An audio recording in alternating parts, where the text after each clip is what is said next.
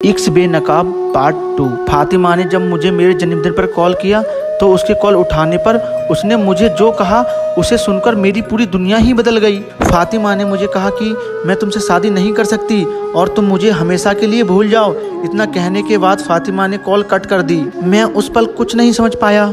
मुझे ये समझ नहीं आया कि ऐसा अचानक क्या हुआ जो फातिमा ने मुझे ऐसी बात कही। मैं अंदर ही अंदर उस दिन बहुत डर गया और उस दिन मैंने उसे कोई कॉल नहीं किया। अगली सुबह होते ही मैंने उसे कॉल करना चाहा, पर ना तो उसने मेरी कोई कॉल उठाई और ना ही उसका कोई कॉल या एसएमएस मेरे पास आया।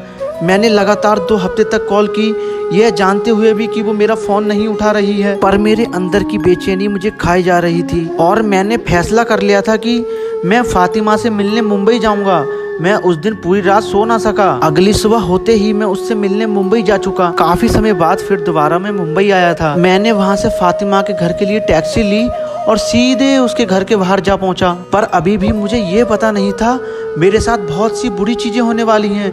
मैं हर बात से अनजान था। मैंने उसके डोर की बेल रिंग करी, पर जब उस घर से कोई और ही इंसान निकलकर बाहर आया तब मैंने उनसे पूछा, आप कौन हैं? मैं इस घर का मालिक हूँ, उस आदमी ने जवाब दिया। पर यहाँ तो फातिमा की फैमिली रहती थी ना? हाँ, पर वो यहाँ से 5 महीने पहले ही घर छोड़कर चले गए हैं। उस आदमी की बातें सुनकर मुझे यकीन हो गया था कि फातिमा के साथ कुछ ऐसा ही हुआ है जो बहुत गलत हुआ है। तभी उसने मुझे हमेशा भूल जाने के लिए कहा। यह सब सुनने के बाद मेरी आंखों में आंसू आ गए, पर फिर भी मैंने हार नहीं मानी क्योंकि मुझे अपने प्यार को ढूंढना था और उसके लिए मैं कुछ भी कर सकता था। मैं जगह जगह लोगों से फातिमा और उसकी फैमिली के बारे में पूछने लगा। हर गली हर मोड़ पर उसे पागलों की तरह ढूंढने लगा। मुझे आज मुंबई आए पूरा 1 महीना हो चुका था, पर फातिमा के बारे में कुछ पता नहीं चला। हर रोज इतनी भागदौड़ करने के कारण अब मैं बहुत कमजोर हो गया था। मेरे पास जितने पैसे थे अब वो भी खत्म होने लगे थे, पर मेरे दिल में अब भी उम्मीद जिंदा थी। और एक दिन मुझे वहाँ मेरा भाई मोजिम मिल गया। यह मेरा वही भाई था जिसकी शादी में मैं फातिमा से मिला था। मुझे इस हालत में देखकर मेरा भाई डर गया और वो समझ गया था कि शायद मेरे और फातिमा के रिश्ते में कुछ अनबन हो गई है। पर मैं उसे अपने और फातिमा के रिश्ते में चल रही टेंशन के बारे में कुछ नहीं बताना चाहता था, मगर मेरी इस हालत को देखकर वो समझ गया और वो मुझे अपने घर ले गया और हम दोनों के बीच वो सारी बातें हुई जिसकी वजह से मेरी ये हालत हो गई थी। मैंने उसे सब कुछ बता दिया और अगले दिन मेरा भाई मुझे एक आदमी के पास ले गया क्योंकि वो आदमी फातिमा के पापा का दोस्त था और शायद उसे सब कुछ पता हो कि फातिमा कहाँ गई है।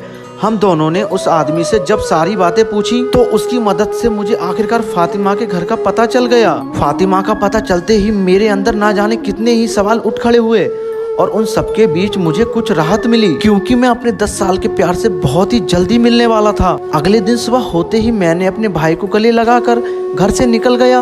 मैं अंदर ही अंदर से बहुत खुश था। मैंने वहां से ऑटो लिया और सीधा फातिमा के नए घर पर जा पहुंचा और इत्तेफाक से मुझे वो अपने घर के गार्डन में मिल गई। मैं उसके पास गया, पर जब उसने मुझे देखा तो ना जाने क्यों उसके चेहरे पर मुझे देखकर खुशी की जगह एक लंबी सी उदासी छा गई।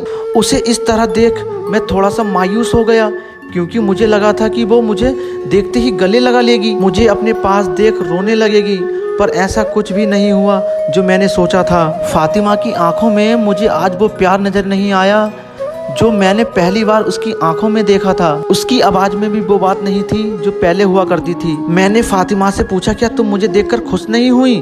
पर उसके जवाब में बस मुझे यह सुनने को मिला कि मैंने तुमसे कहा था कि तुम मुझे भूल जाओ, फिर भी तुम यहाँ आ गए। मैंने फातिमा से पूछा, पर ऐसा हुआ क्या जो तुम मुझसे बात तक नहीं करना चाहती? मैं जानता हूँ तुम मुझसे बहुत प्यार करती हो, प्लीज मुझे बताओ क्या बात है। मैं तुम्हें पिछले 1 महीने से पागलों की तरह ढूंढ रहा हूँ ताकि तुमसे मिल सकूं।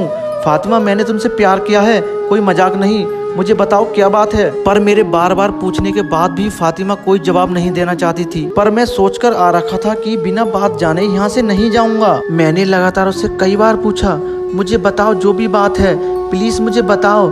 तब जाकर उसने कहा, मेरे घर वाले शादी के लिए नहीं मानेंगे और मैं उनके खिलाफ नहीं जा सकती और तुम भी मेरे साथ एडजस्ट नहीं हो पाओगे। पर मैंने फातिमा को कहा, मैं तुम्हारे लिए हर तरीके से एडजस्ट होने के लिए तैयार हूँ और तुम्हारी फैमिली को भी मना लूंगा। मेरे ये सब कहने के बावजूद भी फातिमा मुझे मना ही करती रही। अब मुझे कुछ अजीब सा एहसास होने लगा। उसकी बातों में मुझे एक झूठ साफ दिखाई दे रहा था, पर फिर भी मैंने उससे दोबारा पूछा, तुम मेरे से शादी क्यों नहीं करना चाहती? अब तो मैं तुम्हारी फैमिली से भी बात करने को तैयार हूँ। फातिमा मुझे कुछ बोलने वाली ही थी कि तभी उसकी छोटी बहन, जो हम दोनों की बातें सुन रही थी, वो हमारे पास आकर बोली, मेरी बहन तुमसे शादी इसलिए नहीं करना चाहती क्योंकि इसका रिश्ता कहीं और हो गया है। मैं काफी देर से तुम्हारी बातें सुन रही थी सैयद। जब मेरी बहन तुमसे शादी नहीं करना चाहती है तो तुम क्यों उस पर प्रेशर डाल रहे हो? तुम्हें सिर्फ इसकी वजह जाननी है कि तुमसे शादी क्यों नहीं करना चाहती है, तो सुनो, मेरी बहन तुमसे शादी इसलिए नहीं करना चाहती है क्योंकि इसका रिश्ता अब कहीं और हो गया है। इतना कहकर फातिमा की बहन वहां से चली गई, पर मेरे पास अब लफ्ज ही नहीं थे कि मैं उससे कुछ भी पूछ सकूं। पर फिर भी मैंने हिम्मत करके फातिमा से पूछा, ऐसा क्या हुआ कि तुम मेरे साथ शादी नहीं कर सकती? सैयद, तुमने इतने साल में क्या ही किया है? बस एक नॉर्मल सी नौकरी ही तो करते हो और उससे ज्यादा कुछ नहीं। तुम्हारी हैसियत ही नहीं है कि तुम मुझसे शादी कर सको। पर फातिमा, मैं अपनी जॉब से अच्छा कमा लेता हूँ, तुम्हारी जरूरत की हर चीज को मैं पूरी कर दूंगा, प्लीज मुझे मत छोड़ो। जरूरत की चीज पूरी करने से क्या शौक पूरे हो जाते हैं? पता है, जिससे मेरी शादी होने वाली है उसके पास सब कुछ है, वो मेरे हर शौक पूरे कर सकता है और तुम सिर्फ जरूरत पूरी कर पाओगे। तो क्या तुम्हें सिर्फ पैसे से ही प्यार है? और अगर ये पैसा तुम्हारे लिए सब कुछ था तो तुमने मुझे पहले ही बता दिया होता। पिछले 10 साल से मेरी जिंदगी के साथ खेलकर क्या मिला? मेरे साथ टाइम पास करना था तो पहले ही बता देती मुझे, और मेरे प्यार को खिलौना बनाकर 10 साल से खेल रही थी तुम। आज तुम्हें पैसा वाला मिल गया तो तुमने मुझे छोड़ दिया। बस सैयद, अपना ये नाटक यहाँ मत करो, कहीं और जाके दिखाना अपनी ये सब नौटंकी। उसकी ये बात सुनकर मेरे दिल के कई टुकड़े हो गए। मैं समझ गया कि मैंने एक ऐसी लड़की से प्यार किया है जिसे सिर्फ पैसों से प्यार है, जिसने मेरी फीलिंग्स की और मेरी कभी कदर नहीं की। मुझे फातिमा के इस धोखे से एक बात तो समझ आ गई, आज की इस दुनिया में सच्चे प्यार करने वालों से ज़्यादा लोग पैसे को अहमियत देते हैं। मेरा सच्चे प्यार से अब हमेशा के लिए विश्वास उठ गया था। मेरी आंखें आखिरी बार फातिमा की आंखों से जा टकराईं। उसकी आंखों में आज भी मुझे पैसों का लालच दिखा। उसका प्यार झूठा ही सही, पर मैंने उससे सच्चा प्यार किया था। मैंने आखिरी बार उसको गले लगाते हुए कहा, बस तुम अपनी ज़िंदगी के हर पल खुशी के साथ बिताना, और जैसा तुमने मेरे साथ किया है वैसा फिर कभी किसी और के साथ मत करना। शादी मुबारक हो Fatima, happy marriage life both of you. इतना कहते हुए मैं रोने लगा और फातिमा के घर और उसकी ज़िंदगी से हमेशा हमेशा के लिए बहुत दूर चला गया। बस यही कहानी थी सैयद और फातिमा की, जिसमें पैसे और सच्चे प्यार के बीच पैसा जीत गया।